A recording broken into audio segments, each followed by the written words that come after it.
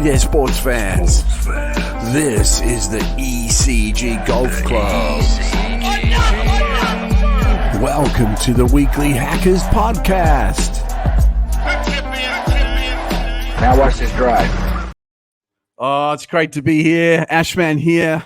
Another exciting week of the ECG Golf Club Hackers Podcast. I've been really looking forward to what we're going to pull off this week. Some funny stuff ahead in the game. Also, of course, joining us as always, the two solid founding members of the ECG Golf Club. We've got Chris Sonigo, otherwise known as Zook, and Damian Griffis. Damian, over to you, mate. Oh, good evening, Ash. Good evening, Zook. Thanks for having me. Just like to begin by acknowledging country. So acknowledge that I'm joining tonight from a wobby called Warramai country. Ash is on Yugan country and Chris is on Darug country. But great to be with you fellas again tonight. Looking forward to a good yarn about all things golf. Nice. Chris, welcome aboard again, mate. Cheers. Good to be here. Now, what's been happening this week? It can be golf-related. It can be anything. I'll get the ball rolling really quickly. I've been watching this new series on Netflix called The Pentaverate, a Mike Myers series. Seriously, guys, check it out. I've never laughed so much. It's amazing. It's pretty funny stuff. But check it out, Pentaverate. Didn't get out in the golf course this week. I'm planning on the weekend. But, yeah, boys, what about you? What have you been up to?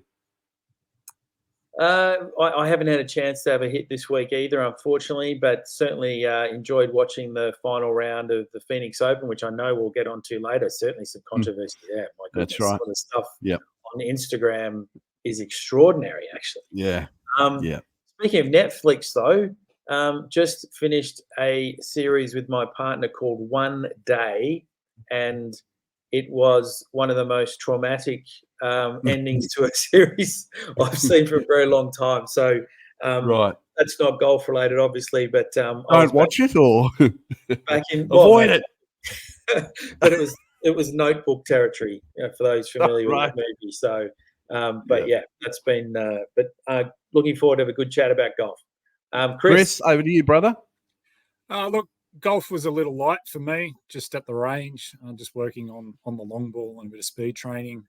Numbers were okay, accuracy not as good, so still a bit to do there. But yeah, like you, Damo, plenty of good golf action, particularly across all tournaments. And so yeah, did spend a bit of time watching either at live or catching up via replay. So it was a good golf viewing weekend for myself. Nice. Awesome. Nice. I've been looking forward to this moment.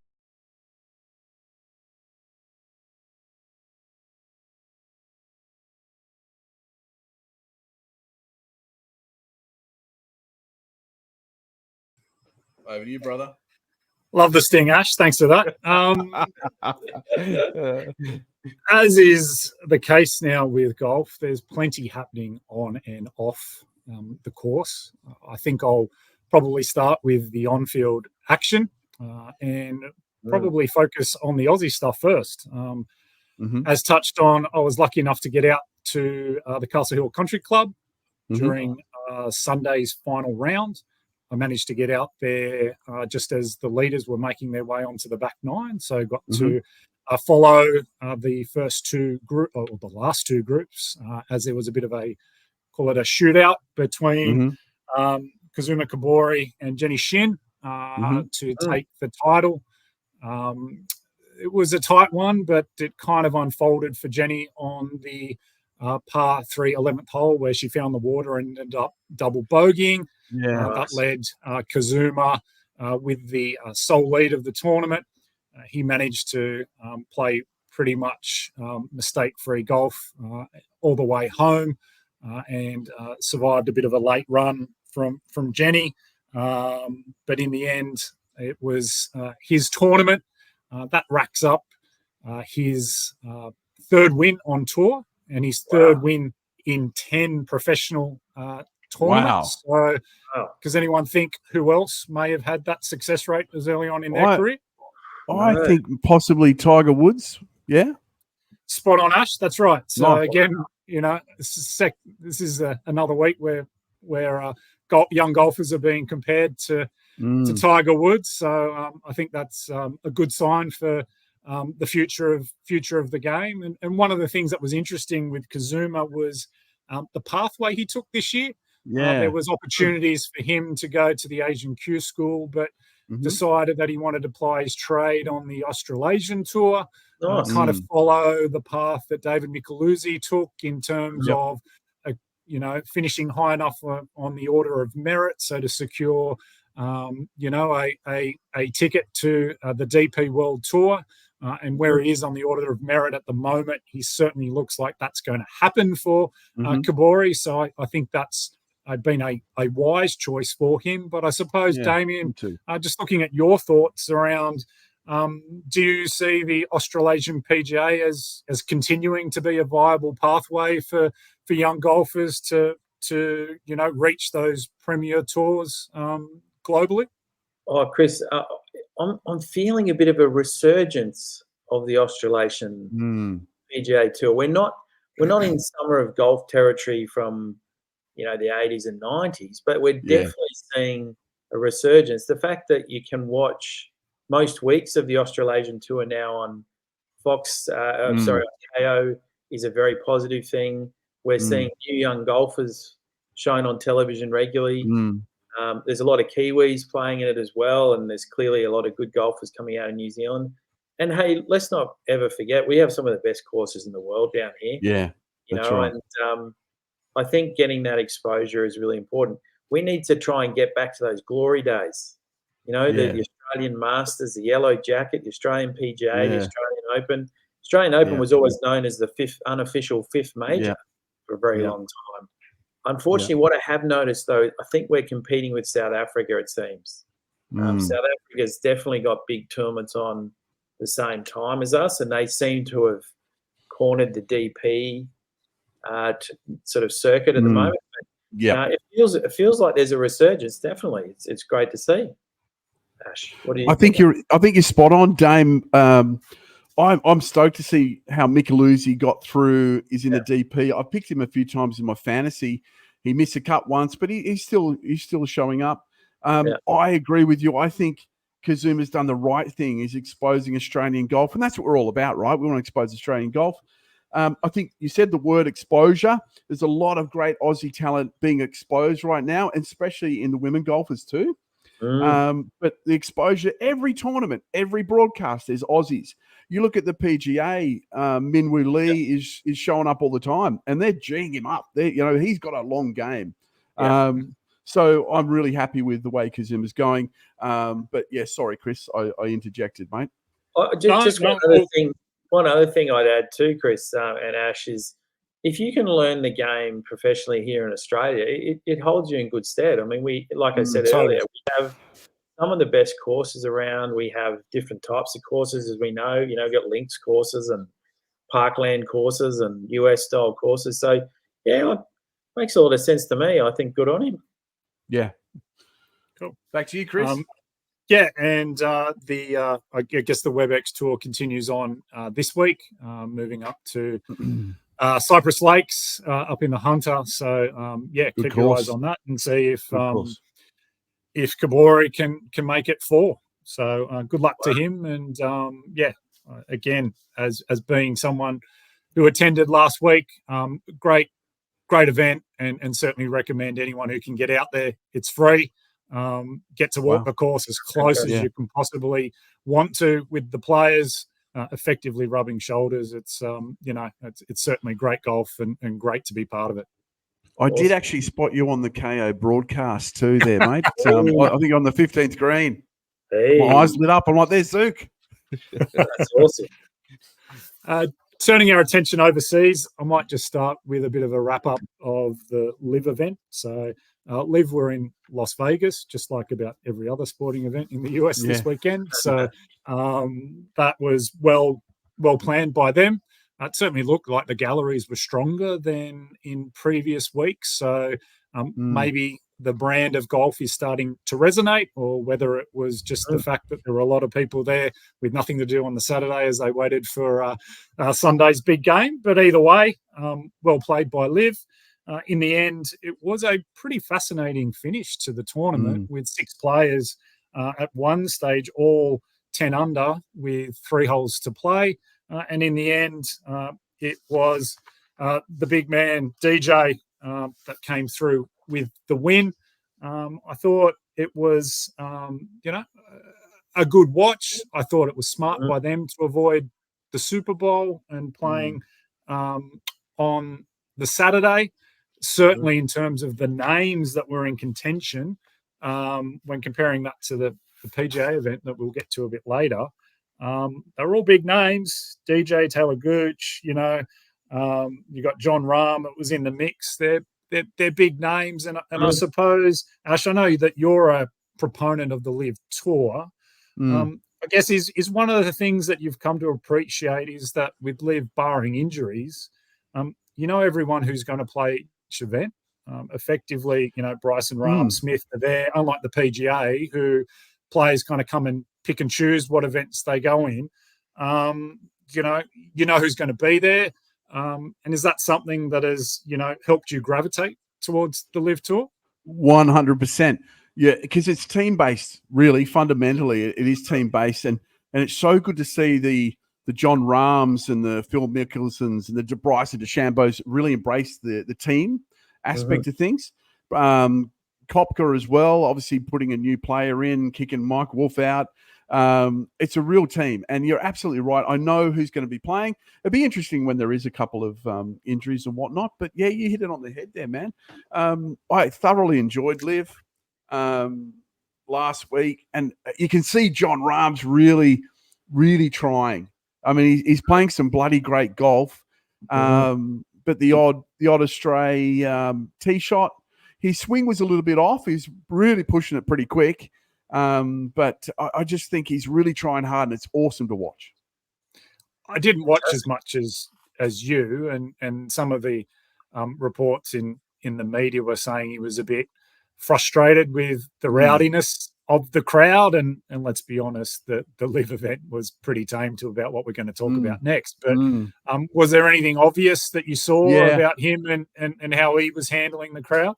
Yeah, it's probably just more this adjustment that he's going to have to take.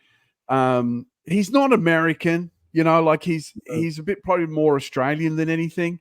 So I feel at the tee box, he does get a bit distracted, or he's letting that distract him a little bit. I think it's just a bit of an adjustment period. He's under a lot of pressure though, which we can admire. But yeah, nice. I must admit, I didn't get the opportunity to watch much Live, but I guess that the advantage of it is it probably feels a bit Ryder Cup-ish every week, I guess, if it's a team event. And so actually, great point, Damo. And actually, one thing that I think this is going to bring the Australians as the fifth major, right? They used to call it. I think Live will help or potentially help us get back our fifth major. Status. I think it's going to have a lot to do with it. And Greg, our honorary member, Greg Norman, patron, Greg Norman has. He's one of my heroes. I really feel he's going to get that fifth major happening back again. But once again, back to you, Chris, to wrap things up there, mate. Sure. We'll move across. We'll move west a little bit, not far, over to Phoenix. And I'll probably start with the on-field action regarding the waste management, or the WM Phoenix Open, as it's now called. I don't know about you. Whilst I was in the office on Monday, on the second screen, I had the last 100%. Round, the last round rolling. It was a competitive round, and in the final round, there was a bit of at one point, a three-way tie between Hoffman, Scheffler, and Taylor. Certainly, Hoffman looked like he was the winner, sitting pretty in the clubhouse on 21 under. However, Nick Taylor, the Canadian, just went on a bit of a heater, birdied the last hole to force the playoff, and then birdied the first to continue the playoff, and then the second playoff hole to win it. Hitting some clutch putts, but also was a bit lucky. There were a few drives off the tee box that bounced their way through some bunkers. So, it was a bit of fortune on his side, but anyone who can birdie the 18th 3 times in a row probably deserves the chocolates in my eyes. So that was the on-field action. Ash, did you want to add anything around your observations around the way that Nick Taylor played? I like him. Great looking swing, great looking bloke. Actually, really wanted to mention Scotty Scheffler's just so consistent, really, isn't he? 100%. He deserves to be number one. Although he's quite vociferous and anti-live or whatnot, but very, very consistent. And I think he'll win the Masters this year.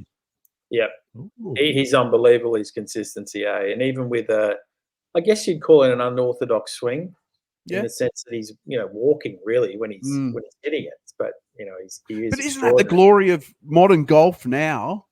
We talked about this offline yesterday. Is the embracing of innovation and individuality on the golf course, like the amount of strange golf swings out there and foot movements and club links and things like that. I think that's what's rather exciting at the moment, and I think hackers like us can appreciate it.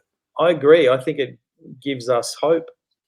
Yeah, that's right. You can swing. You won't get laughed at so much. Yeah, well, it's just how I swing it.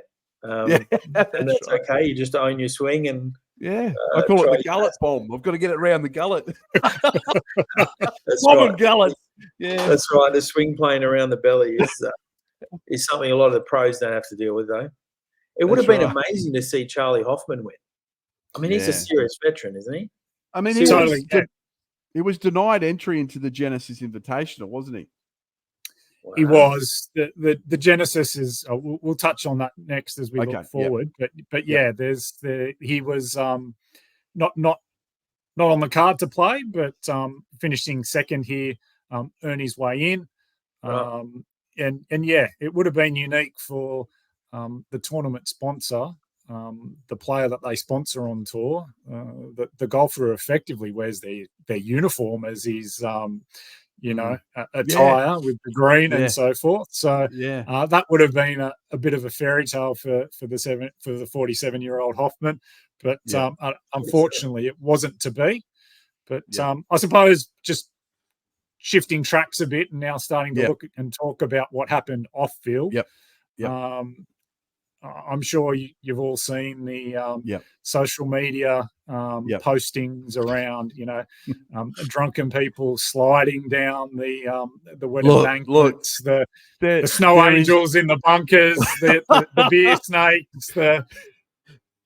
There is one sport where you should never be shirtless, gentlemen, and that's golf. You should never be on a golf course without a shirt, in my opinion. I'm no prude, but what's with this? What is going on, Phoenix? Put that in the manifesto, please. Put it in the manifesto. Absolutely, that should be a rule. Manifesto. At no time should you be shirtless at the golf. And I've got another one.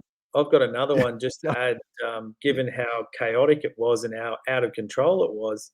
And I'm not a prude either. I like to think I'm not, but I've seen an Instagram clip this evening of a fellow on ketamine at the Phoenix Open. So it was no hold bars, no holds barred. It was absolutely going off. I have seen video of drunken stumbling.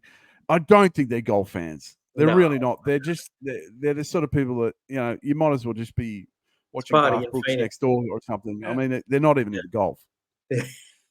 There's a party in Phoenix and there's free beer. Let's go. I think it might have been like that, eh? Well, that's how it's been marketed. It's been marketed as the People's Open. So, and let's be honest, it's been a very successful marketing campaign. Over the course of the tournament, they are getting in excess of 700,000 people in attendance. So there aren't too many annual events that attract that amount of people. So they're doing something right. We're talking 200 plus thousand on the Saturday and the Sunday. Wow. Action was taken by the tournament organisers, to their credit. They shut the gate. They got to a point where they weren't able to admit any more. They turned off the kegs and didn't allow any alcohol. So it wasn't if they stand pat. They took some action. But, we're talking here probably about 50 people, maybe 100 across 200,000. Yeah. I suppose, Ash, Do you are we think? dealing with some bad eggs that are ruining it all, or did the collective overstep the line here? Yeah, definitely overstepped the line. I mean, I'm no prude. I want to put it out there. I used to go to the SCG Hill and I'd drink and, you muck around, but this is golf. And it's not quite right. I think they did the right thing by stopping the alcohol serving. I think there's people there that aren't into golf. I really feel like this is going to change everything for it. I think this is going to tip it over the edge a bit and they're going to reel it in a little bit. I've been speaking to some other people in the golf world and they seem to think the same thing. It's a great spectacle, don't get me wrong, but I think it went too far. Your thoughts, Dame? Well, I mean, just a reflection on you not being a prude. I can vouch for that. I was at the SCG on the other side of the ground when there was a serious rain delay and you were mudsliding down the hill and it was being shown on the screen. Big cheers. I was sitting So I'm a born again hooligan. That's right. I can vouch for the fact that I was on the other side of the SCG watching you on the big screen. So absolutely can vouch for that. But yeah, I mean, I think there's some elements of golf that I think we'll get to that later and add to the manifesto. But certainly shirts on, please. Anytime shirts are off on the golf course, problems. Problems are arising. Very reasonable to have a dress code that says shirts must stay on, including spectators. That's right. That's right. Chris, I know you're the journalist here and you're probably trying to go down the middle, but what are your thoughts on moving ahead from now with that tournament? Look, I think it does need to be wound back. Can I go before you go? You did say something to me this week, Chris, and it got me thinking because I had this conversation with you, and you said, "Yeah, but what about live at Adelaide?" And I thought, I want you to talk about that because I think that's a little bit different because that was a hole-in-one party atmosphere. I think Australians might have it a bit more under control, but maybe I'm biased. Maybe, but I think they're both events are being marketed in a very similar way, and it may well just be a matter of time for Adelaide to end up in a similar situation. They're certainly marketing the party holes. Certainly, when you see any of the footage, there is alcohol being consumed. There is that party atmosphere. There's music. There's celebration. There's raucousness. That's all there. There were certain things that conspired against Phoenix, being the weather. There was extended periods where there wasn't play, and really all the crowd could do was drink. There we go. Okay. So there was, sounds like the 30th over in the second innings of one day international, basically, sort of tipping over into the. And Michael Bevan's in just pushing down a square leg. Yeah, that's absolutely right. Tipping over into, late in the day, people been sitting in the sun all day. Yeah, that wouldn't help, No. Yeah. So, and Budweiser was only not very strong. So Miller Lite, you've had 400 beers, not 12. Yeah, dehydrated. But I'd love to get out to Adelaide to the live event. I think it's probably got the balance right at the moment. I hope it stays that way. But I guess that's a look and see, and I hope that what happened in Phoenix doesn't incorrectly inspire people to do the wrong thing. Nice. I mean, the shirts stay on in Adelaide, don't they? Let's hope they What's do. That? Who's that comedian guy? The big guy, from Adelaide. American bloke, Joe Rogan's mate. He took his shirt off, but anyway, he did the shoey and whatnot. Anything left in the golf news there, Chris? Sure. Just to close out the news decks, we'll probably just touch on a couple of items that are Tiger related. We might just start with probably the worst kept secret in golf, being the launch of Sun Day Red, purposely paused between the words, as it is a 3-word brand.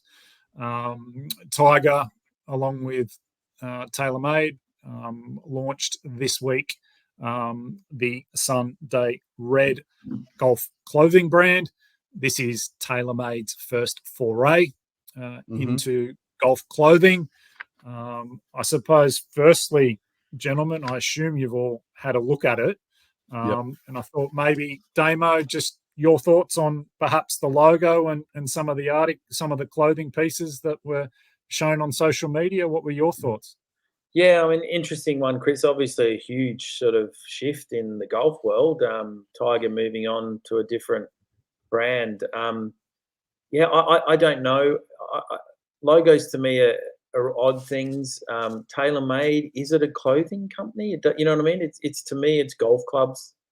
So it's going to be interesting to see where it goes. I'm curious. I'd be interested to see what the motivation is as well.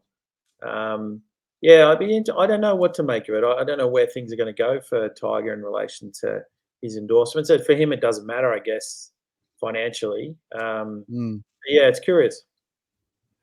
So can I ask you another question then, Damo? Obviously, growing up in Australia, being a great junior cricketer, there was always the connection. Cricketer of the year. Cricketer of the year. Buying the bat that your favourite cricketer used, or if you're playing basketball, buying the shoes that your favourite player wears. Yeah. Do you think there is that connection between golfing apparel and the cash register?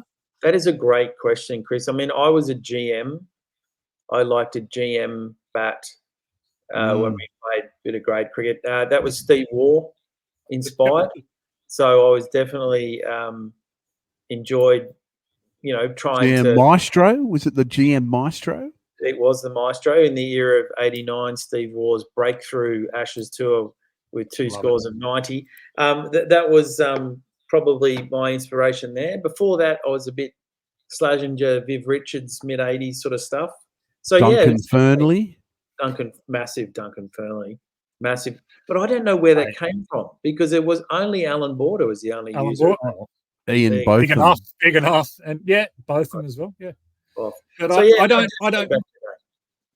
don't get that sense in terms of that connection. But I could be wrong. And I guess another observation, and it's been a bit of a slow demise, is Nike's position within the world of golf. Obviously out of the hardware game, but if you look in terms of the players that they currently sponsor, they're all TaylorMade players.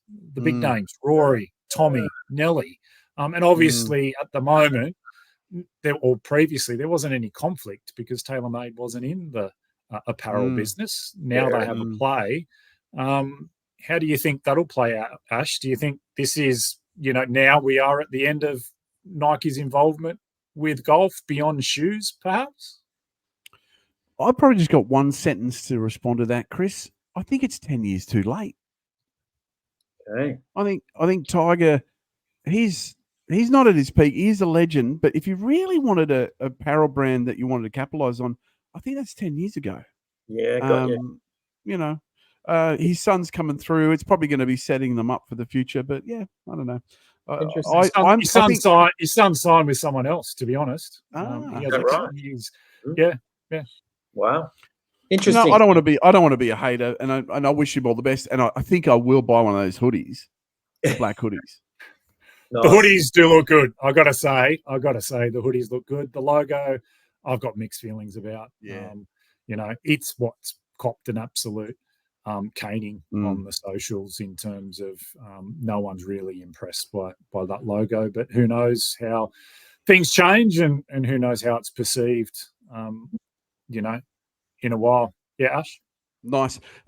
Speaking about fashion, we're going to talk, we're going to play something in a moment too from the Malbon store in Los Angeles, just after a message from our sponsor. One of our ECG golf club founding members, my younger brother Randall, was actually in Los Angeles and talking to Ben Baller. But we'll wrap this up, and then I've got a message from the sponsor. Chris, anything else before we go? No, probably just obviously we're all on Tiger Watch with the Genesis starting.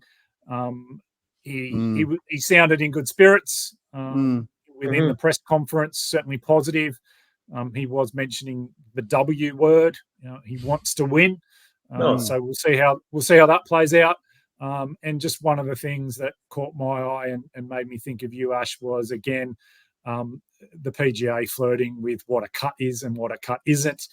This is an invitational only tournament. There'll be about circa 70 players. 50 are guaranteed to make the cut, as well as those that are within 10 shots of the lead. Is that really a cut? I don't think you'll see too many players drop out after the first 2 rounds, but that's my cynicism showing. And that'll be the end of this week's news report. Ash, back to you.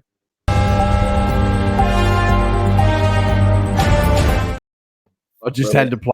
Brilliant. Are we watching CNN or what?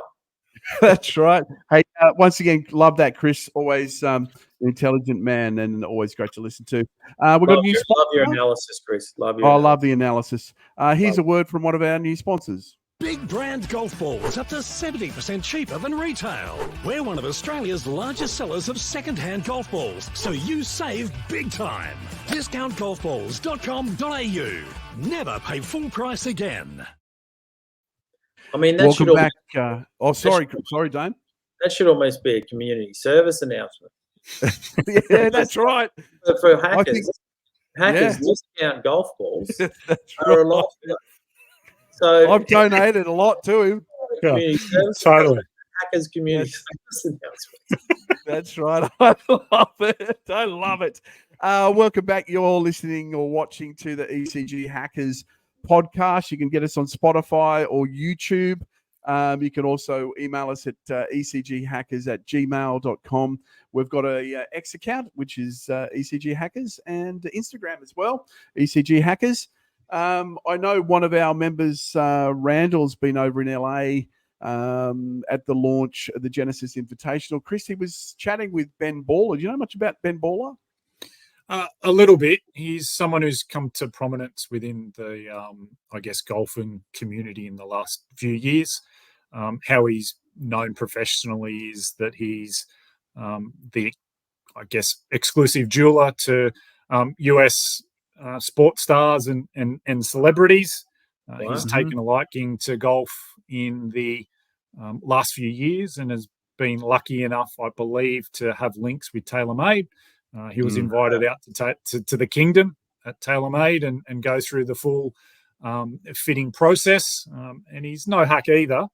He likes to promote on his Instagram pages and other socials that he was the winner of the 2023 Farmers Open Pro-Am. So nice. Certainly someone, if you are familiar with golf and YouTube or YouTube golfers, probably a name that's familiar to you. On that note, let's head over to an interview that Randall had with Ben Baller in LA this week.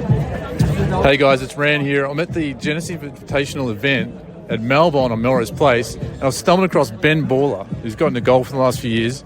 Ben, what got you into golf, and what are the key things that you love about the game at the moment? You know, it's just strange, man. TaylorMade messaged me one day and sent me clubs, and at the time, my agent was Tiger Woods' agent. And then, like within a couple months later, I still haven't used the clubs. And George Lopez invited me to a celebrity golf tournament. I got paired up with Lee Trevino and Joe Pesci, and just was like, okay, this is okay. And I started trying to figure it out. And then Stephen Malbon got me a coach. And I remember just hitting like a really, really solid pitching wedge shot. And I was like, yo, man, I think this might work. And to say that I jumped in after that, it took a few months after that, but then like, I mean, it's my life now, you know? Yeah, you're hooked. You're hooked. Oh, 100%. So what's your favorite part of the game? Do you hit a long ball, or are you like a short game guy? I think, about 120 yards in is really where like I feel the most confident. Anything from like, I mean, especially like at 100 or like 90, you know, some short chips, long chips. Putting is probably the best thing that I do. But other than that, man, I mean, I just love being out there.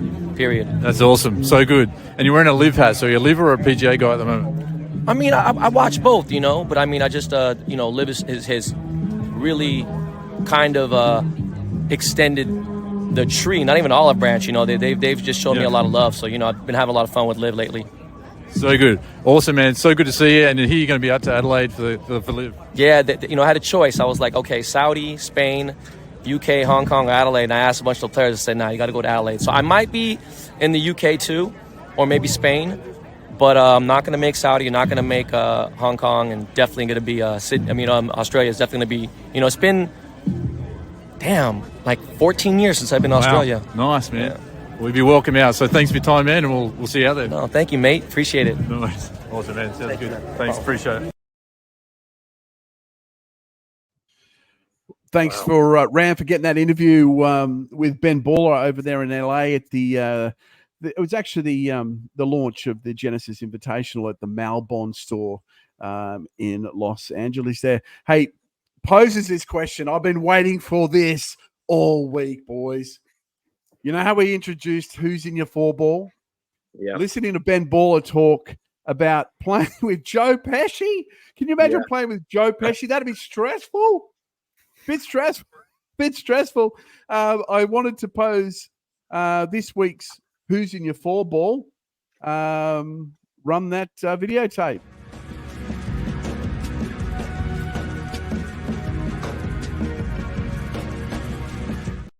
So this week's Who's in Your Four Ball, it's 80s sitcom themed. Now, Zook's a bit younger than me. Hands up. A bit younger than both of us. So I've extended it to 80s and 90s. So, thanks, mate. Thank you. No worries. No worries. So this week's Who's in Your Four Ball, we're going to build a team of characters, and it's all based on the 80s sitcoms and 90s sitcoms. I had a lot of fun thinking about this myself, and I had some bench sitters, but I might go first. How's that? I'll tee it off. I'll give you my four ball, and then we'll go Chris, and then we'll go Damo. But my four ball, the two guys who I thought were almost there but didn't make my starter. Scott Baio, Charles in charge. Scott Baio, a handsome bloke. I think I've been distracted by his good looks. So he got a good Scott Baio. Does the name Anson Williams ring a bell? Yeah, it does. That's Ralph Mouth. Potsy from Happy Days. Not Ralph Mouth, sorry. Mate, I almost picked him. What a bloody laugh that'd be. What a load of fun that'd be. Yeah, Chachi, obviously. Chachi was Scott Baio. But my actual team. I'm going with my team captain, Mr. Drummond from Different Strokes. I wrote some notes. Solid all-rounder. What was that, Dane? What are you talking about, Mr. D? Yeah, that's right. Solid all-rounder. His dry sense of humor really would offset, any stress on the course. Great technical swing on him, Mr. Drummond. And I can imagine be a flamboyant dresser too as a skipper. So Mr. Drummond. I also went with Alf from Melmac. Alf from Melmac. He's about 4 foot tall. Bloody good laugh. You loved Alf. You had an Alf doll. I loved Alf. Or was that Rand? Yeah, it was Randall, actually. Okay. He's renowned for being very good around the greens, Alf. He's very low to the ground. He's got a great chipping game, good lob wedge. Yeah. He's got a knack of always finding his ball in the deep rough. So Alf would be very handy in a four ball. And my last guy bringing up the rear, the man who I think has got one of the best Pro-Am celebrations of all time when he played with Michael Jordan, that'd be Woody Harrelson from Cheers. So Woody from Cheers. Oh, good pick. Mate, he would be an absolute cracker to play with. What an awesome guy. That's a good four ball. I like that. Yeah, thank you. So, my four ball is Alf from Melmac, Mr. Drummond from Different Strokes, and Woody Harrelson from Cheers. That's fantastic. Chris, over to you. Look, I probably didn't enjoy this as much as you did, Ash. This was a challenge for me. I wasn't a big TV viewer growing up, and if I did, it was sport. So Yeah. No, share with me with this. So, no need to that'll be apologise. next week. That'll be another category anyway. Correct. So, how I approach this, I took it more from the actor or actress point of view, and Right. made sure that they had a genuine interest in golf, or was a regular player. Research. So, Wow. so that's where I. That's fantastic. Hey, how else was I going That's to right. approach it? I love it. I love it. So kicking off, and if we go with team captains and the like, and bear in mind, half of my team unfortunately has moved on. So this is a 4-ball that won't be able to be played. But I figured you would allow me you'd allow me that latitude, Ash. So team captain is Gary Shandling. So obviously, nice. the Gary Shandling show in my eyes is an all-timer. The comedy / mockumentary about US late night TV, one of the great shows of all time. Another golfer, a funny guy, so he's in my team and my team captain. There'd be hysterics at times, wouldn't there? Oh, totally. Oh, totally. yeah. Love it. Next, another comedian who sadly time ended too soon. Norm Macdonald, SNL alumni, but like all comedians in the 90s, had his own sitcom show. Certainly a big golf fan. Wow, that would be brilliant. So, those two playing off one another, would love to be in that. That would be very funny. And then continuing on with the rules that we had last week about about having a female. Hardest to find a female that was into the sport and actually played, and the one that I found was Taya Leone, who was on the Naked Truth sitcom, and probably better known for her role in Bad Boys to those here. But counter in, she can swing a club, and actually pretty reasonable by all accounts. So certainly pretty. And so that's my 4-ball. Gary Shandling, Norm Macdonald, and Taya Leone. That is brilliant. Very good 4-ball. Very hard to beat, Damian. What have you got in your who's your 4-ball? Oh, geez. I mean, I that's a very hard act to follow, and that's a lot of 90s in that as well. So that was well done, Chris. Look, I'm starting with Tony Danza. Who's the boss? Who's the boss? I always thought he had such a lovely smile. So I think he would be cheery fellow. And I've got a vague recollection now. I believe this could be very wrong, but wasn't he a baseballer? Yeah, anyway, he was. Just putting that out there. So Lisa Bonet. Oh, she was on my list. Cosby Show, right? Cosby Show. And was she married to Mike Tyson? Or Lenny Kravitz? Givens, I think. Givens. Givens. That's the one. Lenny Kravitz, I think. Lenny Kravitz. A long time. So Lisa Bonet. Look, I wouldn't describe him as a comedian per se, but I think his acting was comic on Australian television. I'll give you that. Bruce Samazan. Bruce Samazan. Bring in the Aussie content. Bit of E Street, but he wasn't just E Street. No, E Street wasn't comic. It probably is now if you go back and watch it though. But E Street spawned many great actors, of course.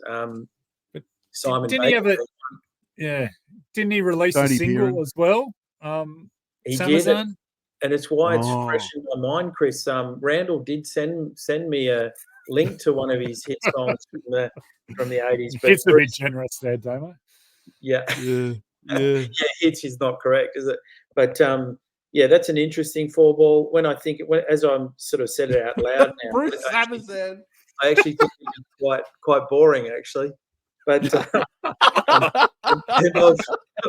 and I've put myself in the 4-ball. So if I made a mistake, but there you go. That's my very left field odd. I think Tony Danza. I'd like to share the cart with Tony Danza, probably. I think you'd be surprised. He'd have a good long game on him. I think he played minor league baseball. I think he's spot on. I reckon we could be onto that. I hope we're right, but I've got a vague feeling that might have been him. So once again, what is it? You had Tony Danza, Bruce Samazan, and Lisa Bonet. Lisa Bonet. Love it. Boys and girls, that was Who's Your Four Ball.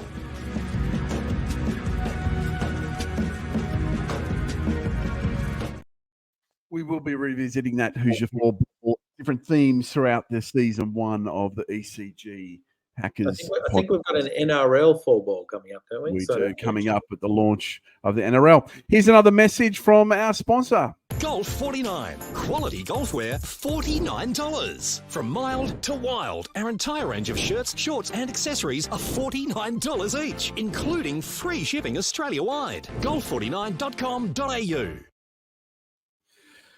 One of the things I really love about golf is the history and the respect you have playing the game and the etiquette and all those little intricacies of the wonderful game of golf.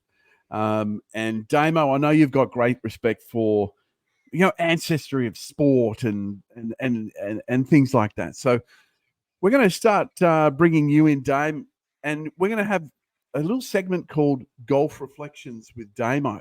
I'm so sorry I didn't get time to make a beautiful sting for you. That's all right. But I will. It's all about reflecting. It is. It's all about reflecting. Damo, over to you, brother. This is, time to reflect. Thanks, Ash. For the first one. Thank you. I mean, this is prompted by our conversation about Craig Parry in the last episode. So who I wanted to bring up today was Jack Newton, but I just want to talk about his golf. I don't want to talk about anything else. There's a lot of things that... Nothing about planes and things like that. None of that. Just golf. There's been a lot said about the late Jack Newton, but I want to talk about his golf because I think it's not appreciated enough, to be honest. Okay, so, cool.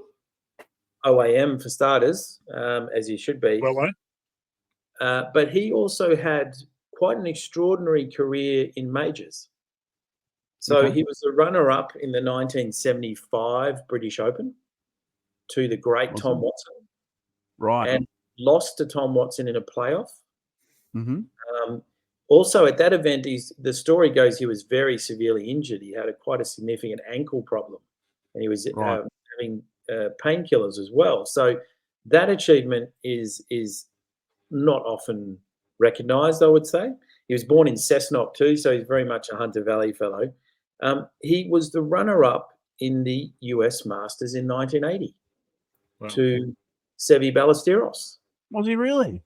And just think about that. He could have very easily been the first Australian to win the Masters a long time back in 1980 before the Shark. So, again, another fantastic achievement in golf that probably largely goes unrecognised. He didn't perform as well in the other PGA majors, but he certainly had a long and illustrious career. His total career winnings, he won a number of tours he won an event on the US PGA Tour, like Craig Parry did. He also dominated the Australian Tour for many years, and also did some great things on the Australasian Tour as well. Of course, we know him more as a commentator, and I almost put him in the category. He's kind of Jim Maxwell to me, as in the sound of cricket is Jim Maxwell, or the sound of golf is Jack Newton, I think. When you think Sandy of Roberts. Sandy Roberts? Remember Sandy Roberts and Jack? That was quality. What a duo that was. I mean, that's way better than any Basil Zemplis and don't get me started on Basil Zemplis. But anyway, I mean, Sandy and Jack were, I was going to say Abbott Costello, but they're comedians. But they were a beautiful team. Jack's the Mike Gibson, Ian Chappell, you might say. Beautiful. Mike Gibson, Ian Maurice / Ian Chappell. Ian Maurice. But I think the point I'm trying to make here as we reflect on Jack Newton's life and career is he was a very accomplished golfer who did amazing things at a time when the game was dominated by Tom Watson, Jack Nicklaus, Gary Player, Lee Trevino, Jack and Sevi.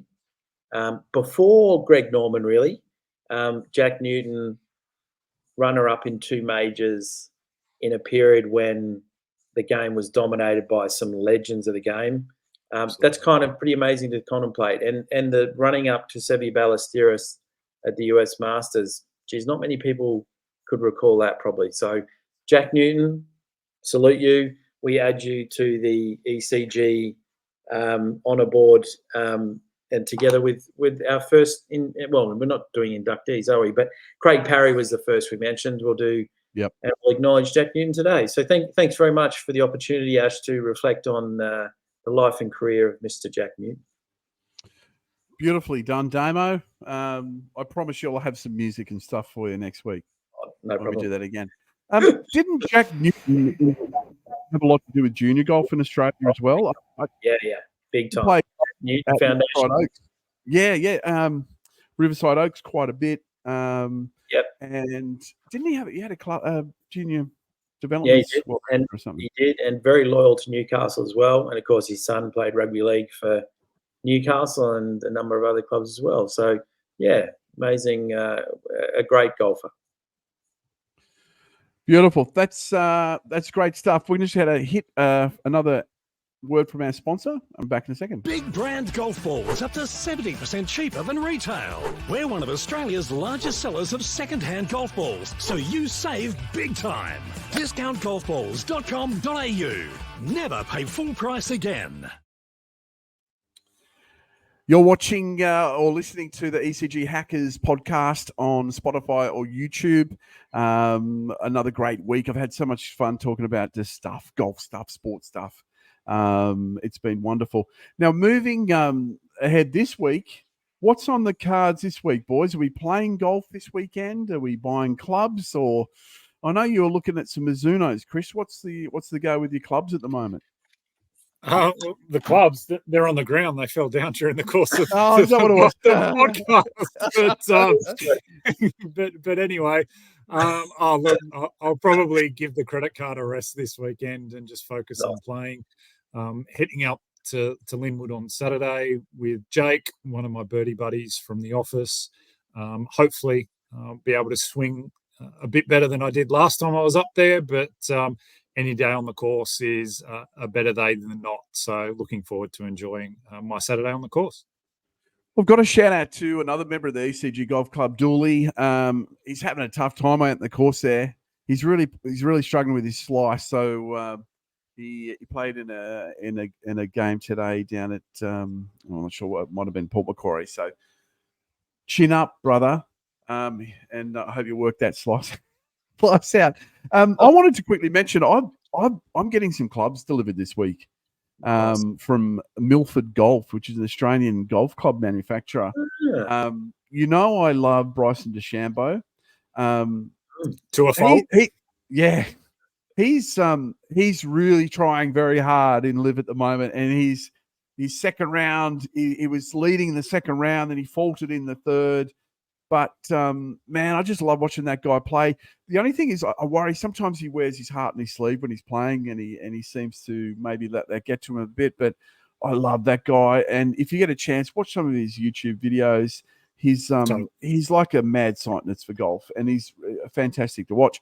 Anyway, he is a big proponent of single-length golf clubs, as do I. So I watch a lot of what he talks about, but the Milford Golf Clubs are single-length golf clubs from Australia. Awesome. Fred's hooking me up with some jumbo grips on them. I'm trying to get that jumbo grip vibe, which DeChambeau has. So hopefully they get here on the weekend. I'm going to be really starting to practice my irons. My irons are my weakness in the game at the moment. They really are. My woods and my drives are doing really well, but I'm struggling from about 180 meters, that 180 to 150 consistency. So I'm hoping I'm going to fix that with the Milford golf clubs. Damo, what about you, brother? Won't get the opportunity to have a hit. I've got which I can't wait for, a date with my eldest daughter to go see Taylor Swift at the MCG this weekend. So we're flying down there tomorrow night, and can't wait to to do that with my daughter, which would be great fun. So we'll miss out on golf this week, but I'm really keen to hear about these Milford clubs. I'm really interested in this idea of same length clubs, particularly as you get older. Like, I'm in my 50s now, and having a club that's single length has some logic to it to me. And the other thing which you've done, which really helped my game, Ash, is you put a jumbo grip and cut down my driver, and I love that. Because of the jumbo grip, it feels more like a cricket bat now, and that's a more familiar feeling in my hand. So I'm looking forward to hearing about the Milfords. I'm keen to get some as well. So as soon as you get them, I'm keen to and I'm particularly keen around the woods and stuff. So it's got a logic to it to me. And I wonder, I think we were talking about this the other day, I wonder if the game originally was actually meant to be that way somehow. I wonder about the old hickory shafts, for example. Were they the same length? I don't know. Be fascinated to know.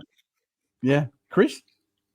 I was just saying maybe we've stumbled on a new segment. Maybe there's a tech talk or something else like that, because I think there's plenty to unearth, particularly in a game such as golf where the equipment plays such a big role. So maybe next week we can talk. We might call it balls, bags, and shafts even. So from next week, I had an email sent in paying me out, and I deserved it.